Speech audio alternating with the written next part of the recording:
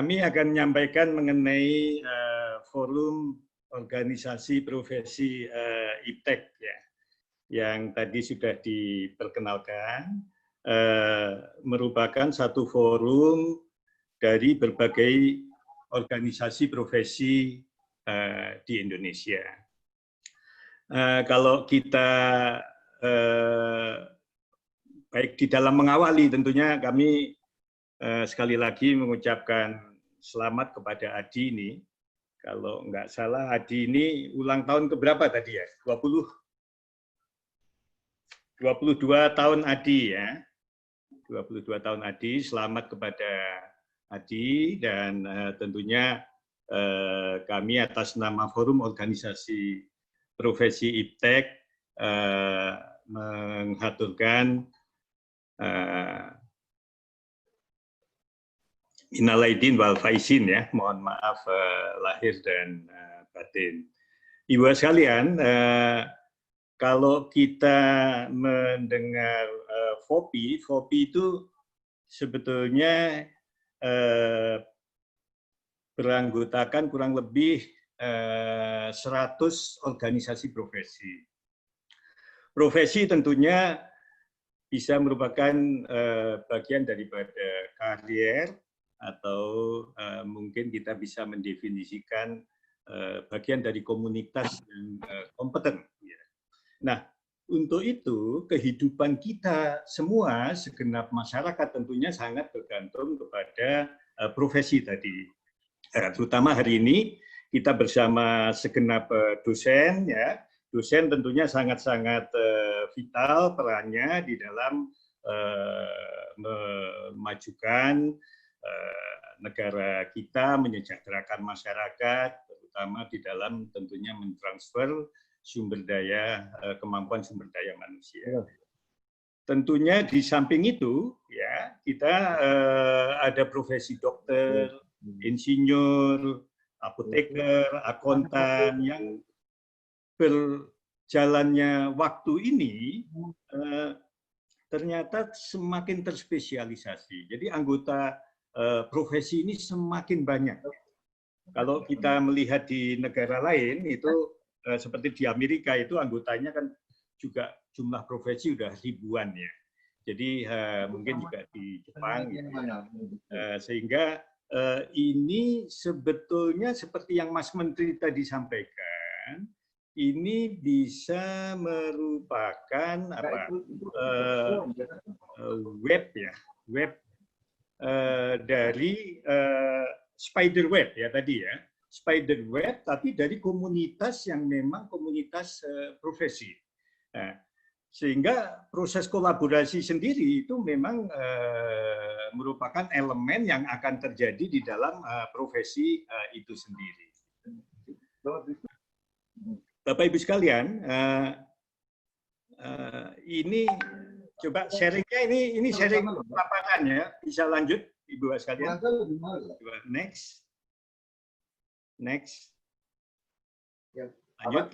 Nah, lanjut. Oke. Nah, Ibu sekalian, salah satu yang sudah dilakukan oleh FOPI adalah kita bersama berbagai organisasi profesi melakukan kolaborasi. Ya. Misalnya kita melakukan kolaborasi dengan pemerintah daerah, dengan pusat itu dengan Ristek Dikti, untuk mengembangkan satu wilayah pertumbuhan. Ya. Wilayah pertumbuhan tadi misalnya Surabaya Malang sebagai satu dari 35 wilayah pertumbuhan prioritas nasional. Nah, apa yang kita lakukan? Kita identifikasi orprov yang memang dekat dengan kerjasama tadi di dalam membangun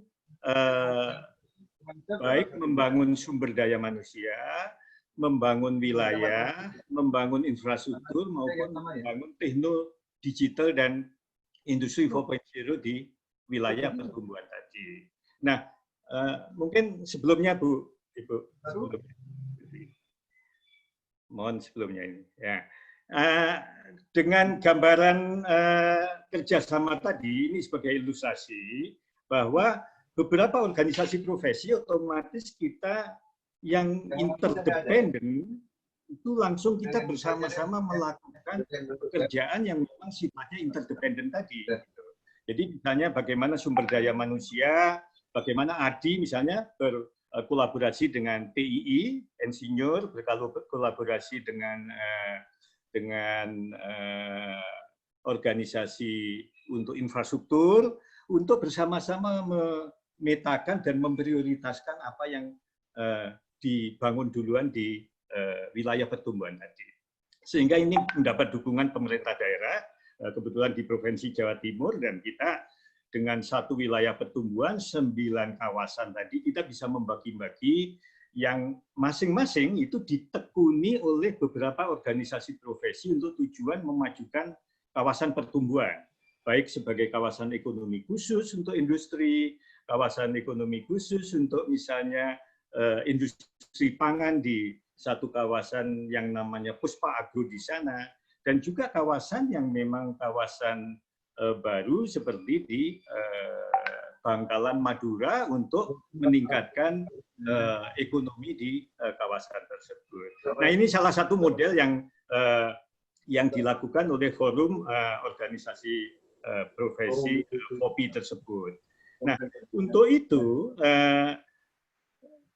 intinya karena ini konteksnya adalah COVID ya, menuju distance learning, kami mencoba memplot ya tadi ya. Ini plot yang tanggal 8 Juni ya. Kalau kita lihat yang gambar yang sebelumnya, Mbak, tetap buat ya.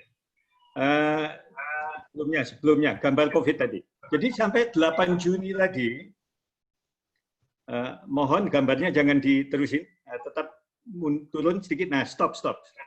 Nah, kalau kita lihat bahwa COVID ini sampai sekarang kalau lihat grafiknya belum turun amat itu secara nasional gitu ya. Dan kalau kita akumulasinya juga demikian. Artinya yang kasus baru itu masih selalu lebih besar dari yang kasus baru selalu jauh lebih besar dari yang sembuh gitu.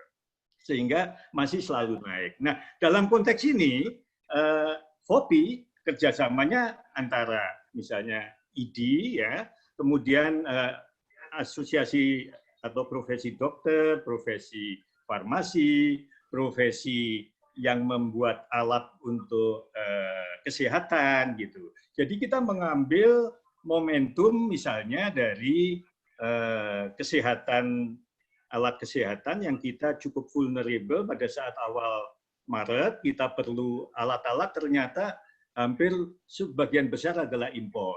Kita menunggu semua perlu sampai akhir Maret baru kita memperolehnya. Jadi momentum ini digunakan untuk memandirikan kita, membangun industri kita, dan sekaligus memilih apa saja sih yang bisa menjadi fokus kita. Jadi antara lain yang kita fokuskan di FOPI, satu adalah industrialisasi alat kesehatan untuk sinergi antara insinyur, medical, dan lain-lain untuk membangun bioteknologi tadi.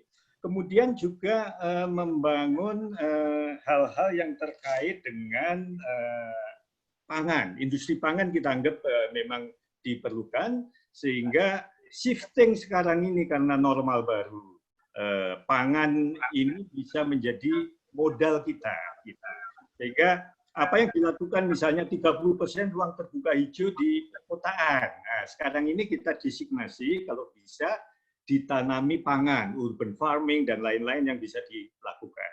Nah, rintisan inilah yang dibuat dengan asosiasi yang terkait dengan pangan tadi bersama-sama beberapa asosiasi untuk melakukan fokus di dalam meneliti tadi, mengembangkan, membuat satu webinar, didialogkan dan disebarkan di dalam distance learning ini, gitu ya. Jadi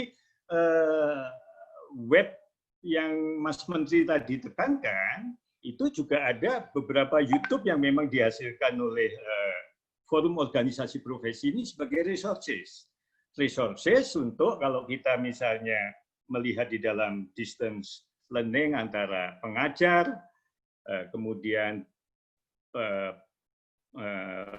pembelajar, Tentunya sebelumnya asinkronusnya dia bisa melihat standar yang kita berikan di dalam asinkronus, antara lain bisa melihat berbagai sumber ini maupun yang sumber dari referensi yang lain, sehingga tentunya efektivitas di dalam distance learning bisa meningkat karena dia bisa mengakses, pembelajar ini bisa mengakses sesuatu yang sifatnya sebetulnya sudah perpaduan praktis tadi ya, perpaduan. Tadi Mas Menteri menekankan praktisi pergi ke kampus tadi yang sempat saya ikuti. Perkawinan antara akademisi dengan profesi, dengan industri. Nah, saya rasa wahana forum organisasi profesi ini bisa menjadi tempat yang baik untuk mengembangkan disiplin tadi. Kolaborasi antara triple helix juga bisa, antara perguruan tinggi, antara industri, dan juga tentunya dengan penelitian ya, penelitian dan pemerintah di dalam konteks ini. Ibu sekalian, dengan gambaran tadi kami melihat bahwa memang pada saat ini kita distance learning tadi menjadi salah satu opsi yang baik. Ya. FOPI punya komitmen sebagai focal point ya untuk tadi sebagai clearing house, sebagai katalis, role model atau bahkan inkubator di dalam konteks ini. Nah, distance learning itu media yang efektif di dalam mentransfer dan di dalam networking tadi. Jadi konteks networking itu kelembagaannya ada di forum organisasi profesi. Semua disiplin praktis, meskipun saat ini ada 100 lah kurang lebih organisasi profesi yang bersama-sama punya komitmen untuk membangun network tadi. Ibu sekalian, dalam masa COVID, kita mungkin nggak perlu membahas apakah ini sudah siap new normal atau enggak, tapi kita merasakan bahwa ternyata kesehatan ini berakibat kepada ekonomi dan berakibat kepada sosial ya, yang cukup signifikan. Gitu. Sehingga upaya kita di dalam konteks kesehatan sekaligus ekonomi ini yang dilakukan untuk kita kerjasamakan di dalam network ORPROF tadi ya, untuk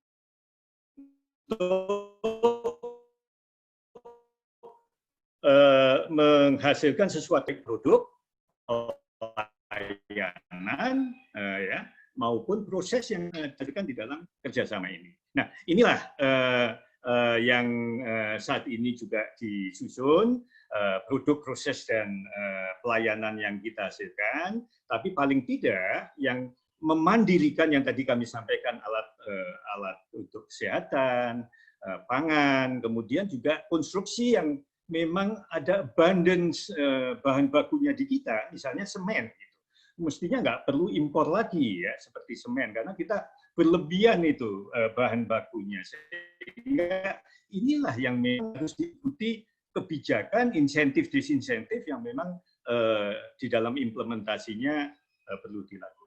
Nah, untuk itu sekarang kami akan mencoba bagaimana kita dengan implikasi bahwa distance learning maupun work online tadi menjadi norma ya, dan juga teknologi digital tadi tentunya perlu secara masif dikembangkan inline dengan new normal ini, karena kita less kontak kan, intinya new normal adalah less kontak. Kalau kita less kontak berarti ya harus online gitu tentunya yang utama gitu.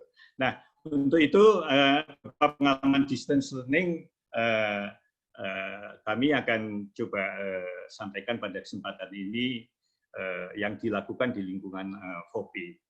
Pertama, kami melihat bahwa distance learning ini memang juga akan menjadi normal baru, ya, yang cenderung lebih murah. Kami merasakan ini lebih murah. Di FOPI kami merasakan operasional kita lebih murah sekarang ini dengan kita terbiasa, dan seperti tadi Pak Dirjen juga menekankan bahwa sebetulnya transformasi digital ini dipercepat dengan COVID. Yang di rumah itu kemarin tambah pinter dan tambah menguasai tadi, dan ini kami rasakan. Ini mungkin di satu sisi juga hikmah buat kita percepatan ini, dan tentunya perlu kita respon. Gitu. Nah, dengan fleksibilitas kita bisa belajar dari mana saja. Tentunya kita juga melihat ada beberapa tantangan. Salah satunya misalnya ya pengalaman kami. Coba mohon yang di bawah, paling bawah, next, gitu. Gambar yang bawah. Tayangan bisa diteruskan. Terus lanjut ke bawah, next, ke bawah. Lanjut, paling bawah, Ibu. Next. Lanjut, bawah, lanjut. Nah, ini yang tadi sebelum ini, ya. Nah, itu bisa kita lihat di atasnya ini, mohon. Nah, ini gambaran yang kita lakukan di dalam komunikasi gitu. Kami melihat bahwa kadang-kadang etika online ini harus ditegakkan juga. Gitu. Kami melihat kalau kita nggak ada etika, kadang-kadang misalnya kita mengajar gitu ya, itu juga ada yang sambil tiduran dan lain-lain, karena ini belum kebiasaan. Kadang-kadang backdrop di belakangnya itu ribut gitu ya. Nah, ini saya rasa etika online ini perlu gitu. Kami bandingkan ya, yang sebelah kiri itu kami tekankan supaya pakaian rapi, yang sebelah kanan kami lepaskan. Ini memang agak beda gitu hasilnya. Yang sebelah kiri yang cenderung lebih rapi itu hasilnya cenderung lebih efektif dibandingkan dengan yang tidak kita tegakkan yang online-nya tadi. Silakan saja. Tapi kami melihat ada baiknya kita mengatur kerapian pakaian, kemudian juga backdrop-nya, supaya transfer online ini bisa lebih efektif. Mungkin naik ke atas satu lagi, mohon dinaikkan. Ibu sekalian, saya ingin menekankan ya komunikasi antara pengajar, kemudian pembelajar, ya, kemudian kita sekarang didukung oleh asinkronus dengan tersedianya bahan standar yang kita berikan sebelumnya, gitu ya. Kita berikan bahan standar, silakan melihat, misalnya berupa video, e-learning, modul, bahan tayang. Nah, mereka bisa mempelajari tadi, baru kita sambung dengan sinkronus yang kita berikan. Ya. Kita tatap muka langsung gitu. Nah, ini kami lihat bisa mempercepat proses tadi, proses untuk transfer daripada knowledge tadi kepada mahasiswa atau kepada pelajar yang memang mengikuti tadi. Dan dengan proses tadi, kita juga menganjurkan bahwa mereka bisa melihat referensi dari asinkronus yang lain, ya, sumber lain, misalnya video, naskah, dan juga misalnya bahkan bisa misalnya terjemahan dari bahasa satu menjadi bahasa lain yang semuanya berupa verbal, bisa digunakan di depan layar untuk menerjemahkan kalau dia tidak mengerti bahasanya. Gitu. Nah, ini bisa lebih efektif untuk dia bisa menangkap apa yang diperolehnya tadi. Gitu. Nah, ini yang pertama. Jadi pertama, network menjadi lebih luas, interaksi menjadi lebih luas, bahan menjadi lebih luas. Implikasinya apa? Dosen nggak perlu atau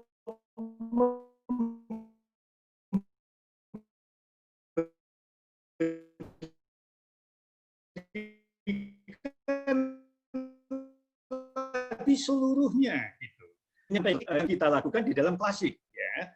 Jadi kami lebih meminta mereka menyusun beberapa pertanyaan, kemudian kita bisa merasakan dari situ. Jadi fungsinya sebagai fasilitator, sebagai coaching, sebagai mentoring gitu. Jadi lebih efektif. Ini yang kita rasakan ya. Bisa lebih efektif di dalam memberikan. Jadi mestinya distance learning ini positif dalam konteks interaksinya tadi, networknya tadi, dan bahan yang bisa diperoleh lebih luas. Namun peran pengajar bisa shifting gitu ya. Ini yang pertama. Yang kedua, dengan apa yang dilakukan oleh pengajar dengan shifting tadi, waktu bisa memang menjadi lebih banyak. Nah, cuman aplikasi ini juga banyak. Saat ini kita pakai Zoom gitu. Banyak aplikasi yang lain yang bisa digunakan. Memang Zoom ini repotnya kalau mereka mengumpulkan tugas, tugasnya itu harus kita email dulu atau pakai media yang lain gitu ya.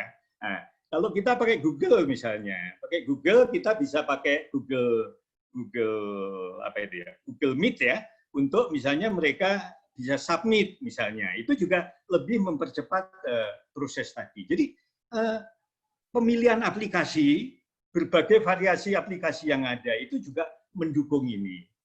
Nah, cuman tadi yang juga sudah disampaikan, di Indonesia ini memang ada tantangan. Di Jepang saja tadi yang kita dengar, kalau satu mahasiswa nggak bisa mengoperasikan online, itu menjadi masalah kan. iPad-nya misalnya nggak ada. Nah, di kita itu banyak ada yang pakai iPad, ada yang pakai HP. Kadang-kadang kalau kita mentransfer bahan pakai HP, mereka nggak terlalu bisa membaca apa yang materi yang ada gitu. Jadi ada baiknya kita sampaikan, baiknya pakai iPad atau pakai desktop lah gitu ya untuk konteks ini. Nah ini soal efektivitas. Juga sebetulnya infrastruktur digitalnya, memang kita masalah, terutama untuk mahasiswa yang sudah pulang ke kawasan timur ya. Di sana kita tahu ya broadband-nya memang belum terpasang semuanya, masalah internet menjadi masalah. Jadi kadang-kadang ya sementara ini nggak efektif buat mereka gitu. Belum efektif. Jadi kita perlu juga membangun infrastruktur digital di dalam konteks ini ya untuk mengefektifkan upaya tadi. Dan lain-lain saya rasa nggak perlu saya detailkan, tapi intinya kami melihat ini peluang, ya. Peluang mungkin university online ini juga baik itu ke depan gitu ya, mengkombinasi dengan university klasikal yang ada sekarang ini. Dan ini salah satu yang akan membuat tentunya percepatan untuk bisa menyerap bahan lebih cepat lagi gitu yang di dalam pengembangannya. Ibu sekalian, ini beberapa hal yang sebagai implikasi dari new normal yang memang sekarang ini diterapkan di lingkungan forum organisasi profesi juga diterapkan, dan dosen ini kan salah satu Orprof juga ya, menerapkan secara signifikan di sana. Yang kedua yang ingin kami tekankan adalah Hermanto. Baik. Maaf Pak Hermanto, 2 menit ya Pak. Ya, oke.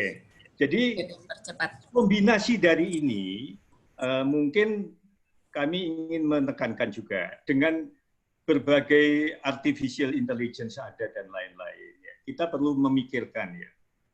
Literasi itu apa perlu mengikuti Bloom itu ya. Kita harus menghafal dulu, mengingat, kemudian menganalisis, baru mencipta gitu ya. Nah, ini sempat di dalam pembahasan kemarin juga muncul. Apakah kita nggak dilatih untuk mungkin mulai anak kecil itu mencipta dulu, baru kemudian mengurai supaya dia daya kreativitasnya tinggi, karena memang piranti-piranti untuk itu sudah didukung oleh teknologi tadi. Nah, ini mungkin salah satu hal yang bisa kita pikirkan, redefinisi daripada pendidikan dalam konteks literasi tadi. Nah, yang lain yang kita lihat memang juga perlu ada pedoman-pedoman. Kita belajar dan yang mengajar itu di depan layar. Kalau biasanya kita ngajar 2 jam, 3 jam, nggak apa-apa. Tapi di depan layar 3 jam terus kan kurang baik juga lah gitu. Dulu kita kalau di rumah jangan di depan TV terus gitu kan. Sekarang malah 3 jam di depan TV terus kan gitu. Atau di depan layar lah untuk ini. Nah, ini saya rasa ada emotional bonding tadi harus dibangun, ada beberapa tahapan yang mereka harus menyela di antara tadi. Tapi intinya Ibu sekalian, dengan distance learning kami melihat seperti Pak Dirjen Dikti tadi, tugasnya pengajar keeping the classroom alive itu penting, ya. Dan ini untuk efektivitasnya juga. Dan dengan menyadari bahwa face to face itu masih beda dengan ini, tantangan yang kita hadapi adalah hal yang terkait praktikum, hal yang terkait praktek itu sulit masih dilaksanakan, sehingga saat ini masih banyak delay terhadap hal-hal yang sifatnya praktek tadi, sehingga ini yang dicari caranya lah bagaimana kita mengatasi tantangan tadi.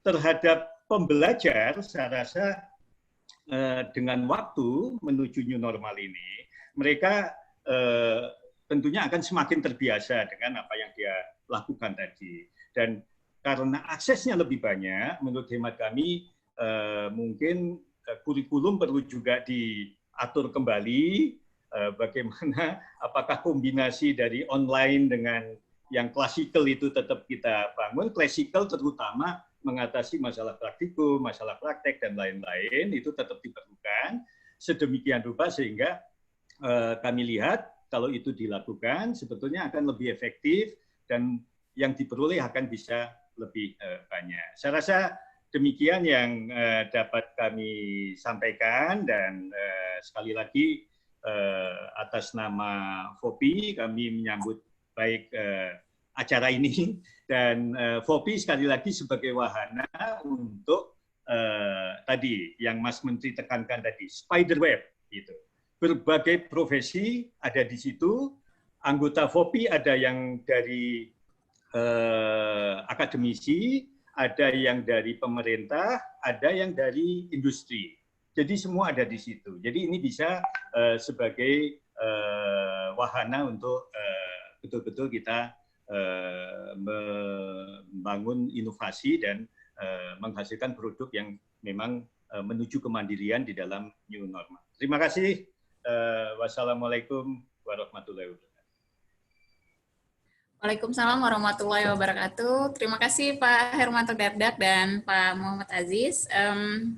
Bapak Ibu yang ingin bertanya bisa lewat Q&A dulu, tapi tidak